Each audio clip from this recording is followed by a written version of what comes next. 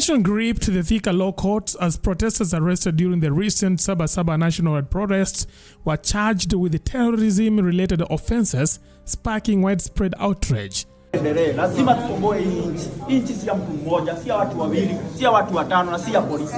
Hapana, si ya polisi. Yeah. I'm saying that I'm not afraid of anything. Siogopi binadamu.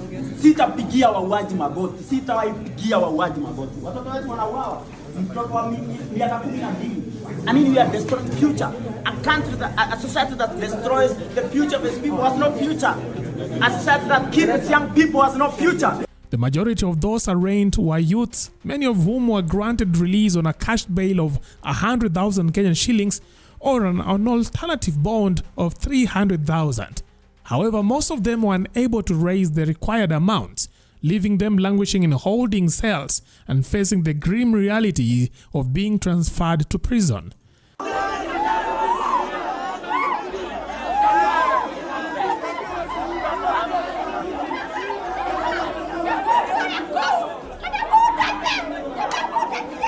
The scene outside the court turned emotional as parents of the detained youths wept and in a desperate show of frustration threatened to strip naked unless their children were released.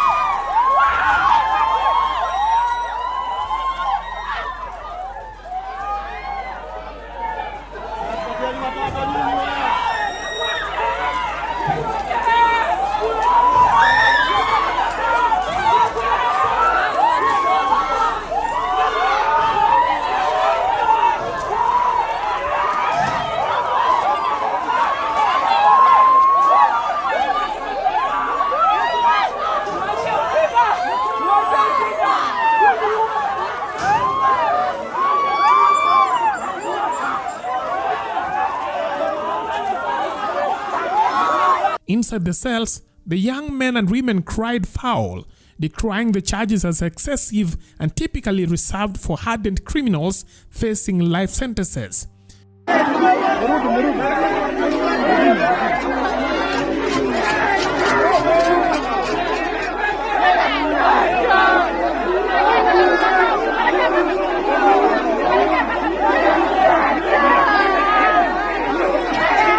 Meanwhile, former Chief Justice David Maraga added his voice to the growing criticism, condemning the terrorism charges as a weapon by President Ruto's administration to instill fear among youths advocating against poor governance.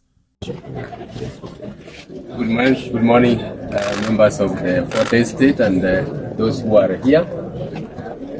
We have come here to watch brief, some of us, and some defend. Why? Because the churches that have been preferred against these young people tell you the desperation the government is working in. Most of these young people are under the age of 25. 18-year-old young people being charged with terrorism in circumstances which when you consider, you can't see any terrorist act that's going to be proved. What is being done is to just create terror for the young people, create terror for the families, and control. But this is not going to be allowed. This is a terrorist offense. It's a very serious offense. And the reason why they are being charged with terrorism is so that they are denied bond, so that they are traumatized and kept in custody and the families. And we are very keen and watching as to what is happening here. But what we wanted to say is these are trumped charges, all intended to control the young people and create terror in the country. But we are vigilant on that, and we are not going to allow this to continue. So we as lawyers here, as family members, as the society, let us all be ready to support these young people so that we make sure that the churches are shown to be Trump churches meant to control them. I don't think they are going to prove these churches. That I can tell you. Yeah, the whole idea is to keep these young people in custody, and sometimes the trial can take even a year or two. By the time that is completed, they will have suffered for offenses they have not committed. That's the whole idea that the churches have been brought against them. So let's watch and see. I'm happy that there is a formidable team of lawyers who are in these cases, and we are going to deal with the matters as they come. Thank you. Sasa kwanza ni kuambia asante kwa kukuja siku ya leo. Umefanya vizuri na wale tuko nao kwenye WhatsApp. Asanteni kwa kuendelea kuzungumza kwa mtandao. Na tuendelee hivi vile tunaendelea. Ile kitu tundawaeleza, hii vita si ile yenye mnaona ni ya kawaida. Kwanza mnaona wale askari ambao wameletwa hapa ni maaskari hata wakuangi hapa, kuonesha ya kwamba tayari walikuwa najua ile mambo wanaenda kufanya.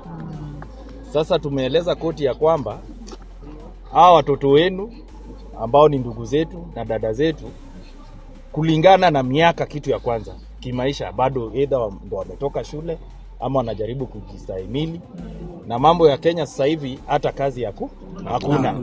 Sasa sisi tuliomba koti kama ni sana ipeane cash bail 2,000 ama iwachilie bure. Lakini sasa kwa sababu ya hii maneno ambayo inaendelea, kwa sababu hii ni mambo ya sabasaba, jana hata tulikuwa pale Kahawa, wengine wanaitwa sasa magaidi, terrorist. Hawa leo wanaambiwa ni robbers with violence, na watu walipiga mapolisi, ambayo tunajua yote ni uongo. Lakini haina shida, sisi tutaendelea na hii vita, tutaendelea na nyinyi. Ile ya kwanza ile tulikuwa hapa tarehe 16 tayari iko high court. Tunarudi high court tarehe 28. Nimeweza kuzungumza na wenzangu hapa kesho, kwa sababu hata hii last week wali sabotage hiyo system ya court, hata file kitu. Tulifile Monday. But kwa sababu sasa hii inafanya na tutaopa hata sabotage tena. Kesho tena tuna file revision ya hii cash bail. Kwa sababu 1,100 na kusema wazidi kukaa ndani ni kitu is the same thing, ni kama tujasikizwa bado. Lakini sisi hatutaachia hapa. Na tayari pia nishambrief Mheshimiwa Babu ambaye angependa sana kuwa hapa lakini hajaweza kuwa leo. Na kwa sababu tumeambiwa turudi hapa tarehe 11 ama tarehe 11. Amesema lazima atakuwa hapa. Hiyo tarehe isifanye wakiwa ndani.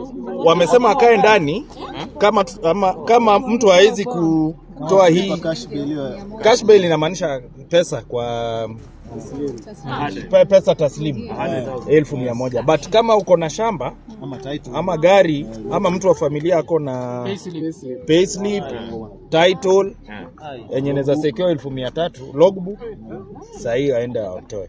But kwa sababu tunajua hiyo iko juu, hatutalala.